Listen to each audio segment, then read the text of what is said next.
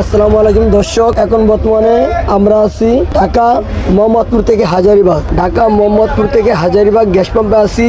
আমাদেরকে ওরা ভোগাইতে আছে গ্যাস পাম্পে। সকাল 7টার দিকে আমরা পাম্পে ঢুকছি। কমপক্ষে আমরা মনে করেন 300-400 গাড়ি খালি সিএনজি আমাদের, ঠিক আছে। তারা আমাদেরকে বলছে গ্যাস দিবে। এখন তারা রাত বাজে এখন 11টা, এখন তারা বলতে আছে আমাদের গ্যাস দিব না। তো তারা যদি গ্যাস না দিত তাহলে আমাদেরকে তারাই বলতো ভাই ঠিক আছে আমাদের পাম্পে সমস্যা কিংবা যে কোনো আমরা সমস্যা পড়ছি আমরা, তাহলে আমরা ভাই গ্যাস দিব না, আপনারা ভাই আপনাকেও চেষ্টা আপনারা করেন। তারা আমাদেরকে সেটাও বলে নাই, না বলে কি করলো আমাদেরকে বলার এক এখন রাত 11টা, এখন রাত বাজে 11টা, এখন বলতে আছে আপনারা সব জায়গা। তার জন্য ড্রাইভার ভাইয়েরা সকলে মিলে তাদের রূপে তাদেরকে মারার জন্য প্রস্তুত নিছে। তাদেরকে মারলাম না, তাদেরকে আমাদের প্রশ্ন হলো একটা, আপনারা সকাল 8টার থেকে আমাদেরকে বলার একটা, এখন বলতে আসেন গ্যাস নেই, কি জন্য আগে বললেন না কেন?